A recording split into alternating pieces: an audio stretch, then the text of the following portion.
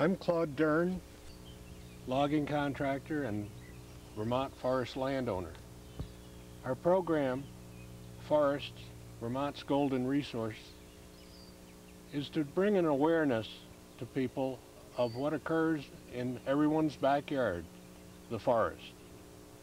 There are many unknowns in the forest to many people, and we hope through a variety of programs to bring an awareness of the enjoyment there is in the forest and its impact on Vermont's economy.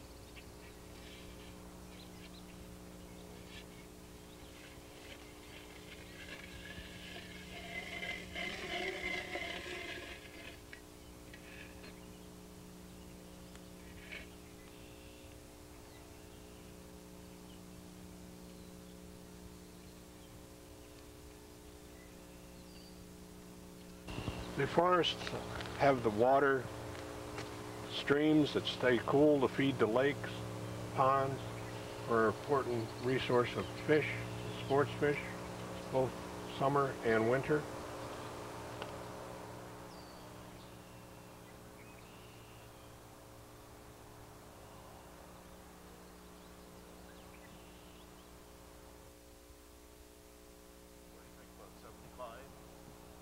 Well, if each swirl of branches represents a year, I'd say roughly 75 years.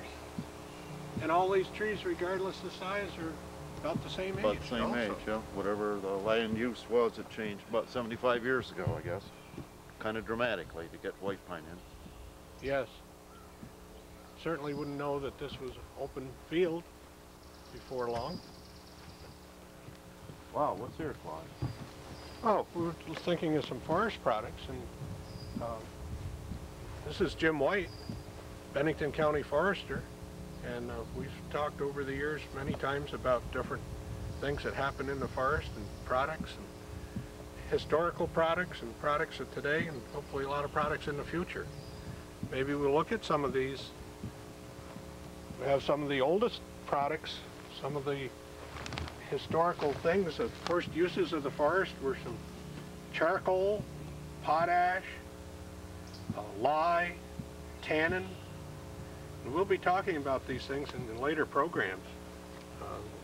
Charcoal used for heat, smelting iron, very lightweight to transport once it was like that.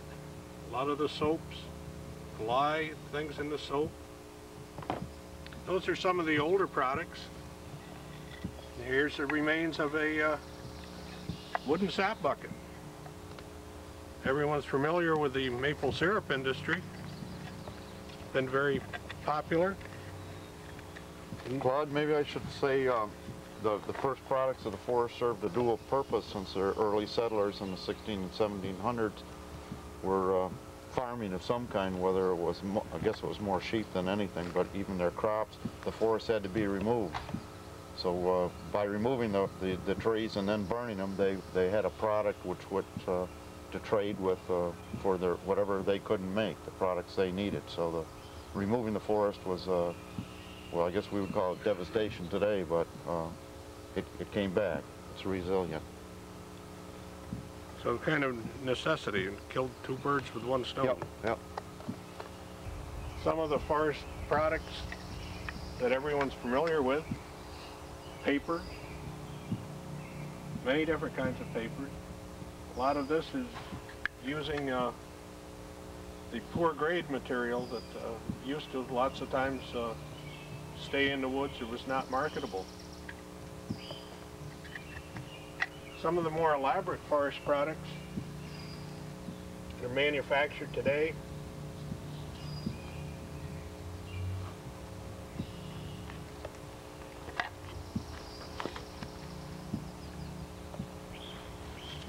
It's an archery bow made out of laminated wood. It's quite a high finish on it.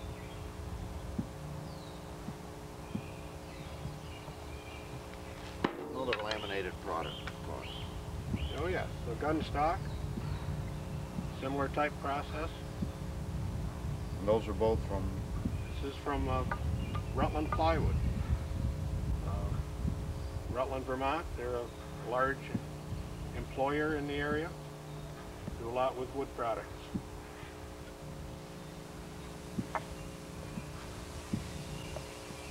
If we walk along farther, Jim, maybe this could assist you. And you have a compass. I'm not that old yet, huh? Have a compass on the so top. Don't get lost. You huh? get lost. Yeah. Claude, you skipped over our most famous forest product, known the world around. The maple syrup. Picture on the can even shows years ago with horses, and the new technology today really hasn't changed this process very much at all. The Indians, they used to make maple syrup. They didn't boil the way we did today because they didn't have a pan to put over their fire, so they hollowed out a huge, usually pine tree, filled it with sap, heated the stones in an open fire and threw the stones in, and it would evaporate until they got down to the maple syrup. It's a little bit more cumbersome than it is today. I saw that done, Claude, and you wouldn't believe how black it becomes. All the carbon off the rocks washes out into the sap before it turns into syrup. And that'd be the Vermont grade double X anyway, amber. Yeah. And they didn't stop really at syrup because they didn't have any way to keep the liquid, so they used to boil it down further and make sugar. Sugar. Yeah. It would keep longer. Some of the other products, a lot of these are from J.K. Adams in Dorset. The wooden rolling pin. Wooden train whistle.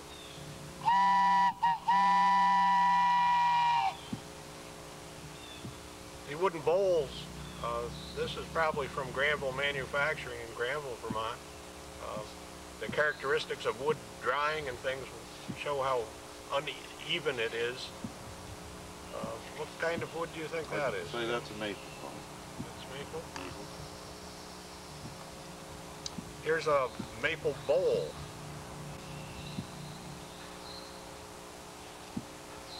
That's a nice finish on there, isn't it? Very high gloss finish, very light, thin. This is a wooden top.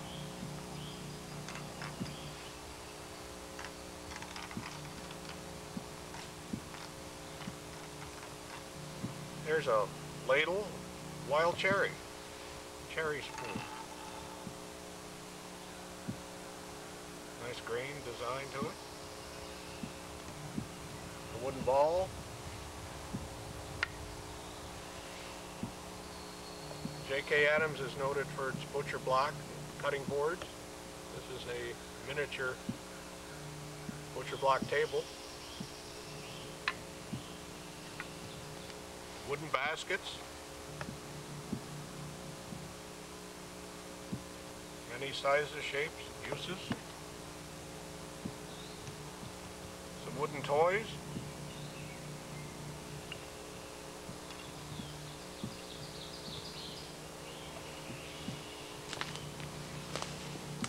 Decorative little jewelry box, dovetail joints.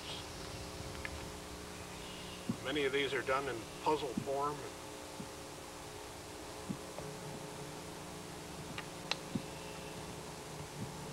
A tape measure. What would you say? It's got a defect in the wood, Claude. It's a defect that makes it very valuable. These little pock marks are called bird's eyes.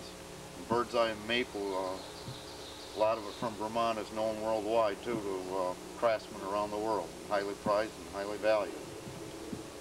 But in the ordinary lumber market, that is considered a defect. It is not yeah. usable.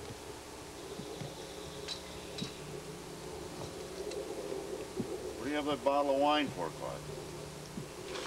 Well, it's just wondering what to do with it, and maybe you can display it in a different manner here. It's like you didn't get all the parts of the wine rack there, did you? Well, it's just one piece of wood, that's all. Can you make a wine rack out of that? I think so. We'll just stand this up and, well, we'll stand it up and, stand up. You didn't get all the parts. Well, maybe we'll just put the bottle in it there, and that solved that. Now the magicians have to go like this, Claude, to make sure there's no wire and cloth or string around to hold that up. Clever. It seems to stay there.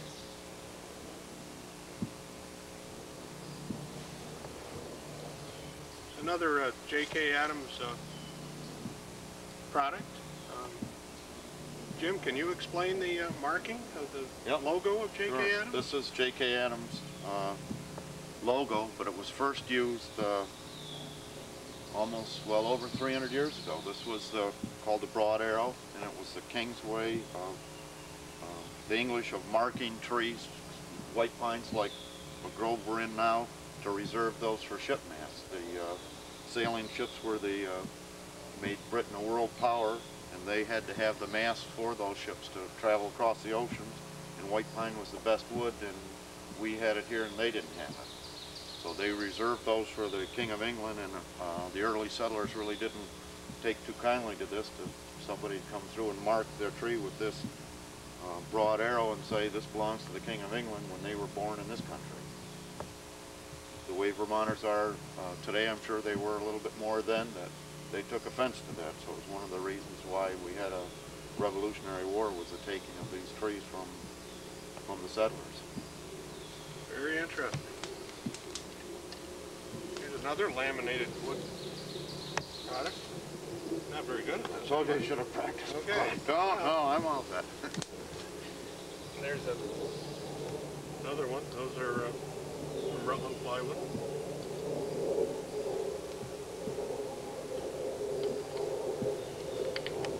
What time's they getting to be, Jim? Oh, it's kind of a tree clock. This is made by Johnny Williamson from North Bennington on State Line Farm. Very handy fellow, and I think we're going to be visiting him in future shows.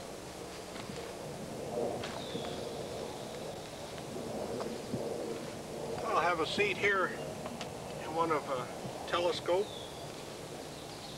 director's chairs. Been around for many years. There's quite a history behind telescope, and I'm sure that we will visit their plant sometime. This is a table, and we have something over here that the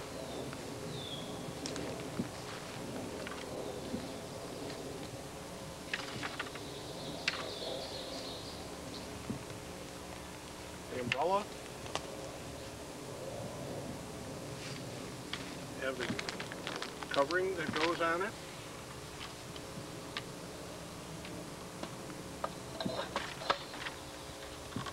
Telescope is well known for its patio furniture. Another real unique wood product. This is a wooden hat. This is made from a red maple burl by Hennis Michelson in Manchester. Jim, you don't seem to have a hat. I'm not a hat guy. Nobody would believe how comfortable a wooden hat is. They think it's be sharp, and I don't want to do an ad for Hennis, but I couldn't believe when somebody told me there was a fellow up in Manchester making wooden hats, that I thought it'd be something heavy and uncomfortable with square corners, I guess. And this is so nice and comfortable with how round it is on the inside. Would you estimate the weight? A couple ounces? Sure, that's all. It's feather-like. Yeah. He makes them in a couple different styles. I guess we can tell people about how much they cost. A hat this size is just $700. I believe, custom made. Yeah, yeah. You send him your hat size, and he has, doesn't he have 5 or 6 styles to pick from? I believe so. Abraham Lincoln stovepipe hats, to Greek sailors hats, to cowboy hats. I'm going to put this back in the box, because we don't want to buy it. Jim, could I interest you in some food? Food from the forest. Food from the forest. Okay, shoot, go. Many, many food.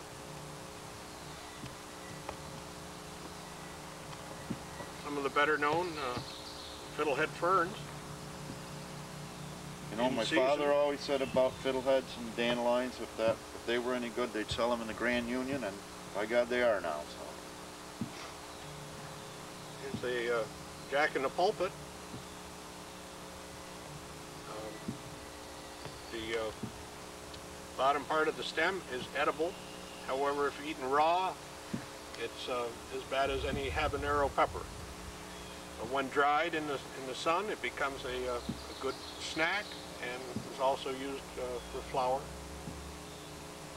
Just one of many, many items that we'll be covering in the future, some of the edibles.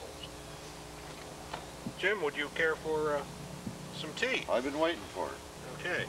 We'll have some pine tea today. Sometimes we have hemlock or spruce tea. From the birches, many, many different. I've never had this before, Claude. So we just put in this boiling water. Yes, it's boiling. And let that steep For for how a few long? minutes. A few minutes. Or if you want to have more ascorbic acid, you can let it steep all night. Okay. And it's a very flavorful, delightful We'll drink. come back to this.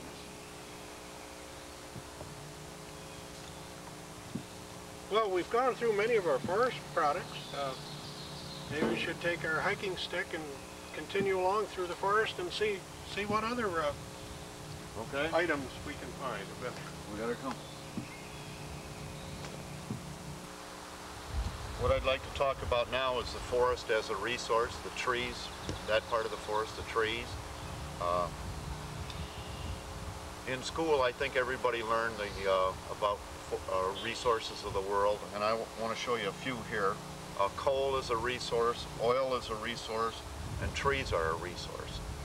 Now, trees differ from coal and oil in one thing, that trees are a renewable resource, and the other products aren't. Coal and oil are not renewable resource. Every ton of coal we take out of the ground and burn up is one less ton of coal on Earth. Every quart of oil we take out of the ground and use is one less quart of oil on Earth. Trees differ in that they're renewable. We can take this tree behind me right here, let it stand. We can either cut it or let it die. There'll be, as soon as it is not occupying that space anymore, there'll be all this undergrowth will grow up to take its place. So forests grow, and in another part of the show you're going to see how a tree grows in height. Now I'd like to tell you about the change in Vermont, the change in land use over the years, taken in Shaftesbury, Vermont, just east of here. This is the east road right here, going north. And I'm going to show you a new photograph from 1990 and show you the difference in land use between 1942 and 90. And in fact, if we had pictures from 1842, we would see more of a drastic change.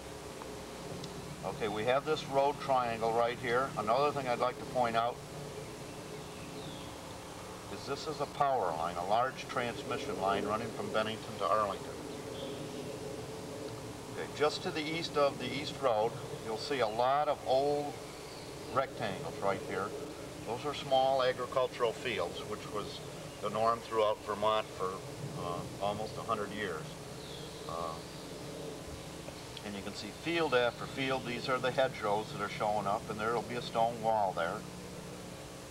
Field after field, there's probably 30 small fields right in here, probably 4 or 5 acres apiece. Okay, now we're going to go almost 50 years later, in 1990.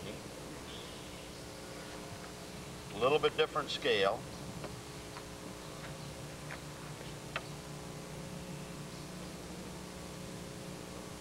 And here's our triangle today. Right there. The road triangle's still the same. Here's our power line east of the road, and all of a sudden, as soon as in the northeast we don't have to plant trees like they do in many places of the world, as soon as you stop mowing, stop pasturing what was once forest land, the forest is going to reclaim it. In fact, that's what's been happening since about 1830.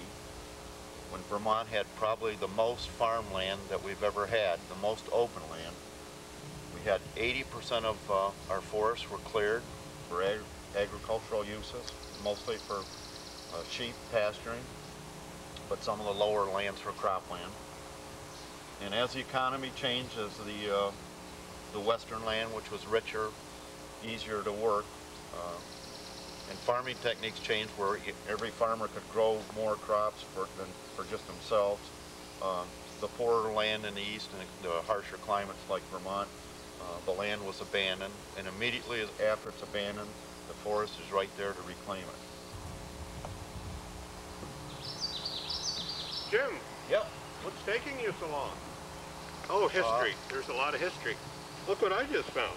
You just found that? Wow, there must have been a hunter around here at one time. It's an old weapon. Been around for a while. Yeah. Let's get going. There's Okay. much more to see. Okay.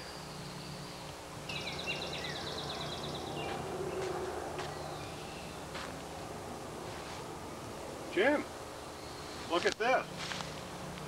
Suppose this was the gentleman that the hunter was after? Been here a good many years. Would have been a nice trophy in its day.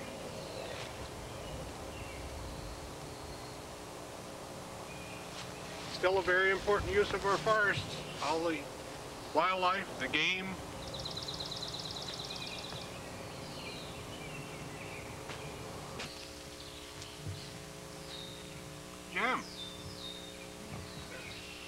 Jim, where'd you go, Jim? What am I picking here? Jim must be off looking at trees. Maybe this would help me identify. So many different kinds.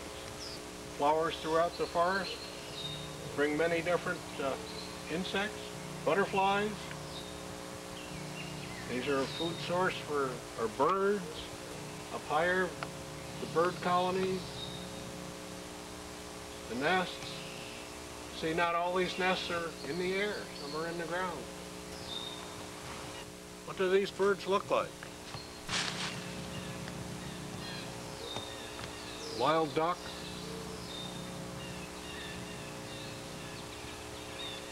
Hummingbird.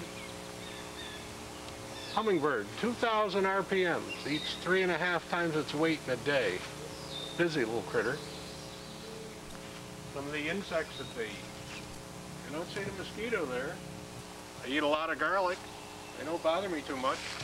Hey, Jim, getting close to lunch. Here's some food.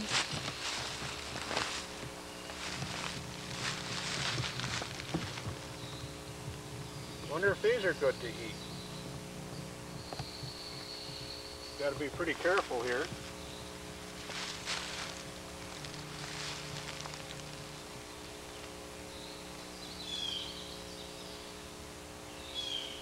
Doesn't look like it's one of those.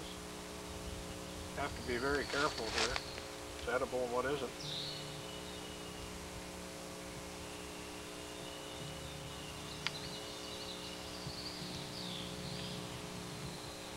Many other edibles. We'll be talking about these things at a later time.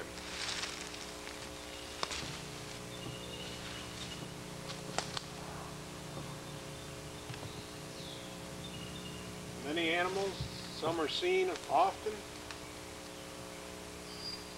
some are seen on the edges of the forest, some only deep in the forest. Mountain lion, cougar, supposedly still in Vermont. Very, very seldom seen. Some of the paw prints, the tracks that these animals make. Identification in the winter, on soft ground. Well, Jim, I don't know where you are. Maybe you're ahead of me. There's a big tree up here. Jim, look. This is an old sap house, I think. Some stove somebody discarded. An old stove. How interesting. Wait a minute, what's happening here? Somebody's coming, something's coming. Is this an earthquake? The Paul Bunyan legend supposedly had its beginning during the Papineau Rebellion of 1837 in Canada. This Paul Bunyan was a mighty muscled, warlike, bearded giant who had many successful slaughters of the Queen's troops. Later, Paul Bunyan ran a logging camp. In the autumn, the loggers went to the woods, forcing their way up swift rivers in bateaux. Every trip had many portages around rapids. Snow and ice then isolated them in camps for 5 to 6 months. The workday was dawn to dusk. The loggers survived on beans, salt pork, and sourdough bread. At night, there were songs and tales around the bunkhouse stove. The camp boss was like a chief of a tribe. His will had to be the law, and he had to have exceptional strength and courage to enforce it. After his part in the Papineau Rebellion, there was no more famous camp boss than Paul Bunyan. American loggers below the border made Paul Bunyan a true hero of camp night's entertainment. They gave him Babe, the blue ox, who measured 42 axe handles and a plug of chewing tobacco between the horns. They created the marvelous mythical logging camp, with its cookhouse of mountainous size and history of Olympian feats, and they populated this camp with astounding minor heroes. Paul Bunyan became an inventor, orator, and industrialist as never existed before. Paul Bunyan led American loggers from the winter of the blue snow until the spring that the rain came up from China. And so the Paul Bunyan legend grew up in shanties, around the hot stoves of winter. We have a contest for those of you that have followed us along today. The question is, when did Vermont have the most forested land? 1796, 1896, or 1996? We will show you an address that you can send your response to before July 1st and receive a Smokey the Bear prize and recognition on our next show. Our contest address is Jim White, RR1, Box 265A, Shaftesbury, Vermont, 05262. What do we have here? In the middle of the forest. Railroad.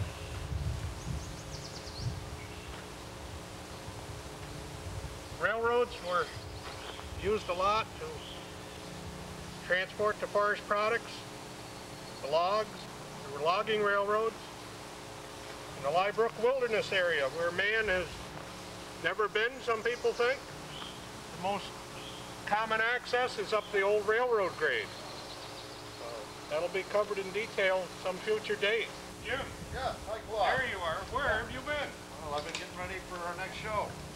What have you been doing? Previewing the site. Well, you'll have to tune in and see yourself. Well, so In another month. we're coming out of the forest. It's been a long day. Yeah. An interesting day. Yes. And here's one of our posters. You can tell the people where we can get these. U.S. Forest Service office in Manchester Center on Route 11 and 30. And especially teachers. They're good for classroom for teaching purposes. So I'd encourage at least the teachers to. Okay. So thank you for see you next month, for the trip. Not sure where you were part of the time, but we'll see you next month. Okay.